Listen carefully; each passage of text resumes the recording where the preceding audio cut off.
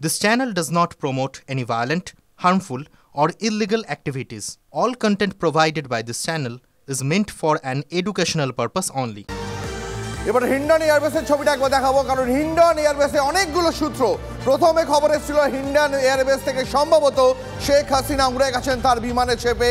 পরে জানা যায় যে না, হিন্ডন এয়ারবেস থেকে যে এয়ারফোর্সের বিমানটি উড়ে গেছে, যে C-130 যে বিমান উড়ে গেছে, সেটা শেখ হাসিনা নয়, সেটা শেখ হাসিনার সঙ্গে যে সেনা ছিল তার 7 জন আধিকারিককে নিয়ে উড়ে গেছে। তবে এই মুহূর্তে পাওয়া শেষ খবরে TV9 বাংলা যে গ্লোবাল এক্সক্লুসিভ খবর দেখাচ্ছে, হিন্ডন এয়ারবেসে কালো রঙের দুটি সরকারি বুলেট প্রুফ মার্সিডিজ গাড়ি ঢুকেছে। সাধারণত রাষ্ট্রপতি বা উপরাষ্ট্রপতির সুরক্ষায় এই বুলেট প্রুফ গাড়ি ব্যবহার করা হয়। এই বিষয়ে আরো বিস্তারিত কথা বলবো। আমার সঙ্গে রয়েছে নয়াদিল্লি হিন্ডন এয়ারবেস থেকে আমাদের প্রতিনিধি জ্যোতির্ময়। জ্যোতির্ময়, হিন্ডন এয়ারবেসে দুটো বুলেট প্রুফ গাড়ি ঢুকেছে, তুমি একটু আগে জানিয়েছিলে, কেন ঢুকেছে? দেখো, এই মুহূর্তে আমি যে জায়গাটায় দাঁড়িয়ে রয়েছি সেই জায়গাটার দিকে আমি প্রথমে জায়গাটা দেখাই। তার কারণ এই হিন্ডন এয়ারবেস তা কিন্তু কয়েকশো একর জমির ওপরে রয়েছে এবং তার একাধিক গেট রয়েছে। আমি এই মুহূর্তে যে জায়গাটিতে রয়েছি এর বেশি আমাদেরকে এগোতে দেওয়া হচ্ছে না। এটা হচ্ছে হিন্ডন এয়ারবেসের একেবারে যে সিভিল অ্যাভিয়েশন যে জায়গা, অর্থাৎ সিভিল মুভমেন্টের জন্য যে গেট, সেই গেট এই জায়গাকে সম্পূর্ণভাবে CISF ঘিরে রেখেছে। আমরা ওপরে দেখতে পাচ্ছি যে প্রতি মুহূর্তে হেলিকপ্টার চক্কর কাটছে, অর্থাৎ প্রতি মুহূর্তে এই এয়ারপোর্টের ওপরে, এই এয়ারবেসের ওপরে নজর রাখা হচ্ছে। যে বিষয়টি গুরুত্বপূর্ণ তা হচ্ছে এস জয়শঙ্কর আজকের বৈঠকে, অর্থাৎ যে সর্বদলীয় বৈঠক, সেই বৈঠকে বিদেশমন্ত্রী জানিয়েছেন যে একটি সেফ হাউসে রাখা হয়েছে শেখ হাসিনাকে, বা সরকারের পরিকল্পনা রয়েছে। দুটি বুলেট প্রুফ গাড়ি হিন্ডন এয়ারপোর্টের ভেতরে ঢুকেছে, যা অত্যন্ত তাৎপর্যপূর্ণ। প্রথমত, আজ সকাল 9টার সময় বাংলাদেশ বায়ুসেনার যে বিমানটি শেখ হাসিনাকে নিয়ে এসেছিল সেই বিমান ফিরে গিয়েছে বাংলাদেশের উদ্দেশ্যে। দ্বিতীয়ত, যেটা গুরুত্বপূর্ণ বিষয় তা হচ্ছে তারপরেই দুটি বুলেট প্রুফ গাড়ি এই এয়ারবেসের ভেতরে ঢুকেছে। অর্থাৎ একটা বিষয় স্পষ্ট হচ্ছে যে হিন্ডন এয়ারবেসের ভেতর থেকে শেখ হাসিনাকে কোথাও নিয়ে যাওয়া হবে কি না, সেই প্রশ্নটাই কিন্তু এই মুহূর্তে সবথেকে বেশি জোরালো হচ্ছে। আমরা বারবার ধরে যে ছবি দেখতে পাচ্ছি, আমরা যখন কথা বলছি মাথার উপরে হেলিকপ্টার চক্কর কাটছে প্রতি মুহূর্তে, যার দৃশ্যমানতা অর্থাৎ ক্যামেরা থেকে যথেষ্ট দূরে, সেই কারণে আমরা দর্শকদের দেখাতে পারছি না। নিরাপত্তার কারণে এই এলাকার উপরে অত্যন্ত সতর্কভাবে কিন্তু নজর রাখছে এই মুহূর্তে সেনাবাহিনী। অর্থাৎ এই মুহূর্তে যেদিকে আমাদের নজর থাকবে তা হচ্ছে শেখ হাসিনাকে অন্য কোনো লোকেশনে নিয়ে যাওয়া হয় কিনা। কিন্তু একটা বিষয় প্রথম থেকেই স্পষ্ট যে যদি বা শেখ হাসিনাকে, আমরা আবারও দেখাবো ছবি যে হেলিকপ্টার এখানে ঘুরছে প্রতি মুহূর্তে। আমরা যে কথা বলছিলাম যে বায়ুসেনার হেলিকপ্টার প্রতি মুহূর্তে এই হিন্ডন এয়ারবেসের ওপরে ঘুরছে। অর্থাৎ একটা বিষয়ের দিকে আমাদের প্রতি মুহূর্তে নজর থাকছে, তা হচ্ছে শেখ হাসিনার মুভমেন্ট নিয়ে সরকার তাকে কোথায় রাখা হচ্ছে সেই তথ্য যে সামনে আনবে না।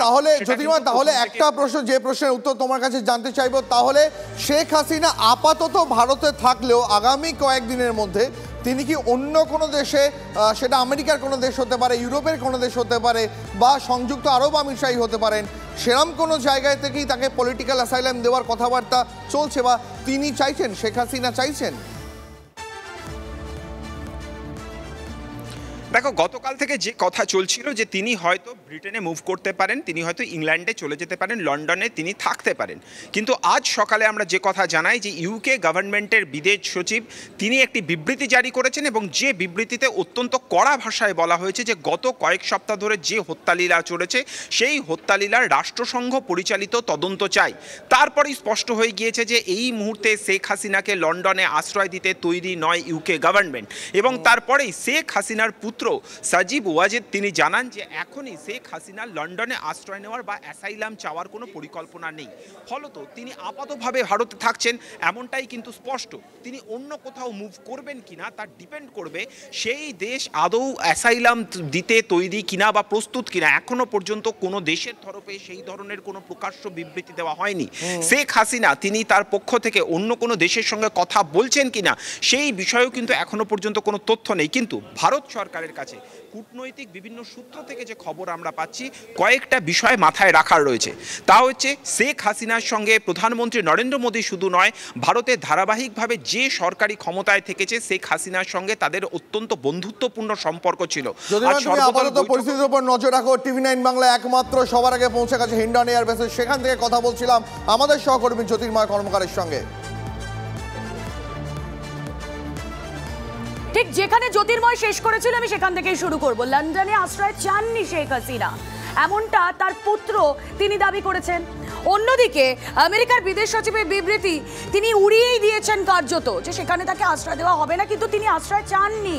শেখ হাসিনা তিনি লন্ডনে আশ্রয় চাননি। তবে শেখ হাসিনা এর পরবর্তীতে কোথায় থাকবেন? ইতিমধ্যেই আমরা সকাল থেকে দেখেছি এই কপ্টার ওরা নিয়ে একটা জলঘোলা তৈরি হয়েছিল যে শেখ হাসিনা তিনি কি অন্যত্র উড়ে যাচ্ছেন, কিন্তু না, এখনো পর্যন্ত আমরা যা কনফার্ম নিউজ পাচ্ছি এখনো পর্যন্ত তার উড়ে যাওয়ার কোনো সম্ভাবনা নেই। ওই কপ্টারে করে উড়ে গিয়েছেন তার সঙ্গে থাকা সেনা আধিকারিকরা। তাহলে শেখ হাসিনা তার পরবর্তী পদক্ষেপ কি হবে? তিনি কোথায় থাকবেন? ভারতেই কি পাকাপাকি আশ্রয়, নাকি আপাতত 2-3 দিন? এর পরবর্তী কি পদক্ষেপ হবে তার? আমরা আসুন এই নিয়ে একটু কথা বলি। আমাদের সঙ্গে এই মুহূর্তে গেস্ট রয়েছেন, আমাদের সঙ্গে রয়েছেন পিনাক রঞ্জন চক্রবর্তী, বাংলাদেশে ভারতের প্রাক্তন রাষ্ট্রদূত। শেখ হাসিনা কি করবেন তা এখনো পর্যন্ত স্পষ্ট নয়। প্রতি মুহূর্তে জল্পনা তুঙ্গে উঠছে তাকে ঘিরে। কি করা উচিত এই মুহূর্তে, তার কি করলে ভালো হয়? শেখ হাসিনা কোথায় গিয়ে উঠবে, কোথায় আশ্রয় নেবে সেটা সে ভালো বুঝে, আর উনি ডিসাইড করবেন। এর মধ্যে ভারতের কিছু করণীয় নেই। কেন, সে যদি এখানে থাকতে চায় এটা তাকে বলতে হবে, জানাতে হবে ভারত সরকার, কিংবা যে কোনো অন্য দেশে যেতে চায় সেটাও ঠিক আছে। তো তাতে ভারত সরকার তাকে হেল্প করবে টু ট্রাভেল। কমার্শিয়াল ফ্লাইটে যেতে পারে কিংবা স্পেশাল ফ্লাইটে যেতে পারে। তো এটা এখনো মানে পাকাপাকি কিছু হয়নি মনে হচ্ছে। তো কেন পাকাপাকি হলে সেটা জানা যাবে, মানে টিভিতে কিংবা কিছু বিবৃতি আসবে সরকারের থেকে, তখন আমরা জানব। আমরা এখনো পর্যন্ত যা জানতে পারছি পিনাক রঞ্জন বাবু, তিনি লন্ডনে যাওয়া বা আশ্রয়ের বিষয়ে কোনো সিদ্ধান্ত নেননি, তার ছেলে স্পষ্ট জানিয়ে দিয়েছেন। অন্যদিকে তিনি কি আগামী দিনে ভারতেই থাকবেন? তার সেফ পলিটিক্যাল অ্যাসাইলাম কোথায় হতে পারে? অনেক দেশ আছে যেখানে হতে পারে। ভারতে হতে পারে, লন্ডনে হতে পারে, বাড়িতে হতে পারে, সিঙ্গাপুরে হতে পারে। সেটা এখন ওদের কি রকম নেগোসিয়েশন করছে তারা, সেটার উপর ডিপেন্ড করবে। London in my view is a logical choice. কেন, ওনার যে বোন, ছোট বোন রেহানা, সে তো বোধহয় ডুয়াল সিটিজেন, তার কাছে হয়তো ব্রিটিশ পাসপোর্টও আছে। তো আর ওদের প্রপার্টি আছে, কেন she was married there to a businessman. আর ওনার মেয়ে লেবার পার্টিতে এখন এমপি আছে, আগেও ছিলেন, টিউলিপ ওনার নাম, ডাক নাম। আর তো ওখানে একটা লজিক্যাল চয়েস হতে পারে, কিন্তু ওখানে আবার তার প্রতিদ্বন্দ্বী আর মানে কি বলবো, খুবই মানে বিটার রিলেশনশিপ। তারেক রহমান, খালেদা জিয়ার ছেলে, ও ওখানে অ্যাসাইলাম নিয়ে আছে। পিনাকবাবু, আমি আপনাকে মাঝপথে একবার বিরত করলাম। আমার কাছে আপনার কাছে একটা প্রশ্ন আছে আমার, সেটা হচ্ছে যে ভারতে যদি শেখ হাসিনা পাকাপাকিভাবে তিনি পলিটিক্যাল অ্যাসাইলাম চান, আমরা নিরাপত্তা এজেন্সির সূত্রে দুরকম খবর পাচ্ছি। একদিকে তিনি তো ভারতে আপাতত অন্তত আগামী 72 ঘন্টা পর্যন্ত ভারতে তাকে থাকতেই হচ্ছে, কিন্তু পাকাপাকিভাবে ভারতে তাকে পলিটিক্যাল অ্যাসাইলাম দেওয়াতে কি কোনো সমস্যা রয়েছে? সমস্যা, তিনি তো আগেও এখানে অ্যাসাইলাম নিয়ে থেকেছেন।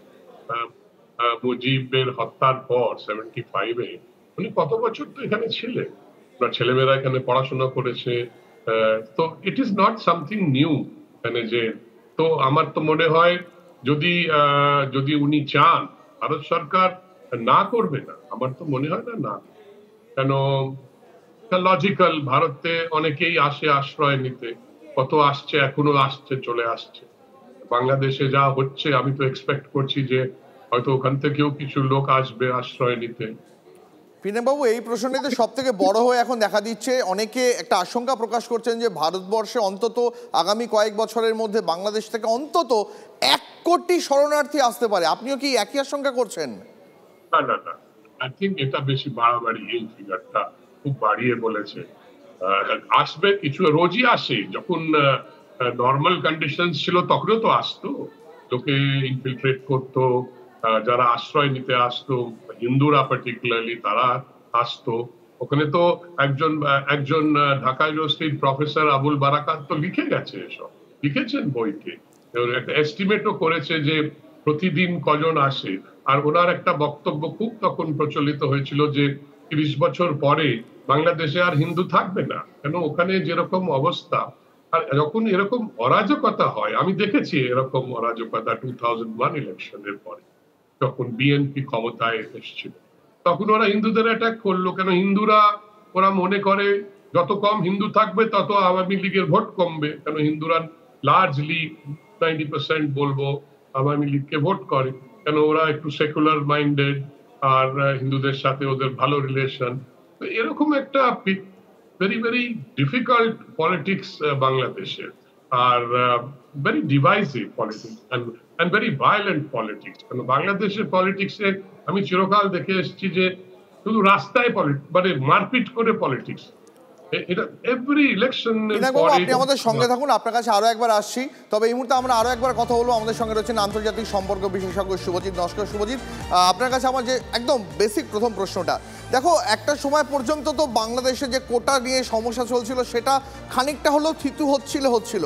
আচমকা গত 48 থেকে 72 ঘন্টার মধ্যে এমন কি সিচুয়েশন তৈরি হলো, এমন কেন এরকম একটা পরিস্থিতি তৈরি হলো যে সেখানকার সিটিং প্রধানমন্ত্রীকে কার্যত একটা চপারে করে দেশ ছাড়তে হলো, এবং এই মুহূর্তে তিনি আন্তর্জাতিক মহলে তার একটা পাকাপাকি পলিটিক্যাল অ্যাসাইলাম খুঁজছেন?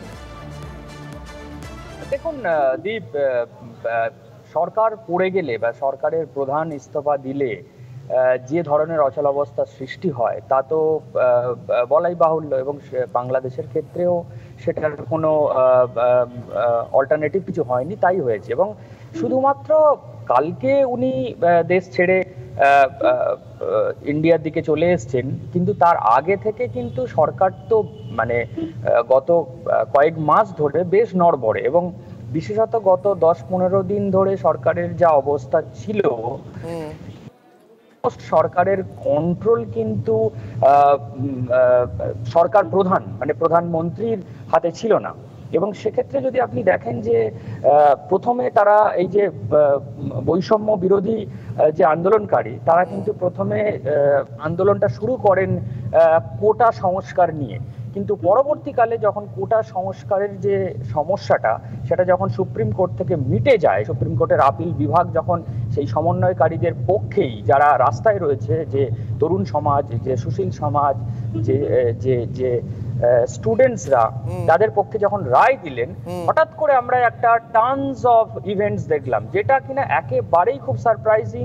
তবে আমার এখান থেকেই প্রশ্ন, যে তাহলে এমন কি হলো যে ছাত্রদের হাতে থাকা একটা আন্দোলনের রাশ অনেকটাই এমন কিছু মানুষদের হাতে চলে গেল যারা সেখানকার বঙ্গবন্ধুর মূর্তি পর্যন্ত গুঁড়িয়ে দিতে দুবার ভাবলেন না? এটা তো নিশ্চয়ই ছাত্ররা করেনি শুভজিৎ। দেখুন, আমার মনে হয় যেটা স্পেসিফিক্যালি সেটা হলো যে বেশ কিছু একটার পর একটা স্টেপ লাস্ট কয়েকদিন ধরে শেখ হাসিনা কিন্তু খুব হারিডলি নিচ্ছিলেন, এবং যেটার ফলেই কিন্তু সিচুয়েশনটা হঠাৎ করে এমনভাবে আউট অফ কন্ট্রোল চলে যায়, তিনি কিন্তু আর কন্ট্রোল করতে পারেননি। এবং ওয়ান অফ দ্য স্টেপ যেটা আমি মনে করি, এবং যদিও এর যে আইডিওলজিক্যাল বা স্ট্র্যাটেজিক মুভ নিয়ে আমার সেখানে কোনো দ্বিমত নেই, কিন্তু আমি মনে করি এই যে জামাতে ইসলামী কিন্তু শুভজিৎ নস্কর আমাদের সঙ্গে ছিলেন, আন্তর্জাতিক সম্পর্ক বিশেষজ্ঞ। আসলে এই মুহূর্তে দাঁড়িয়ে সবথেকে বড় প্রশ্ন হচ্ছে বাংলাদেশের যে আনরেস্ট, তা কিভাবে থামবে, তা কিভাবে এই অরাজকতার পরিস্থিতি সামলানো সম্ভব। আরও একটা প্রশ্ন যেটা তার থেকেও বেশি জোরালো, তা হলো শেখ হাসিনা এর পরবর্তীতে তিনি কোথায় থাকবেন।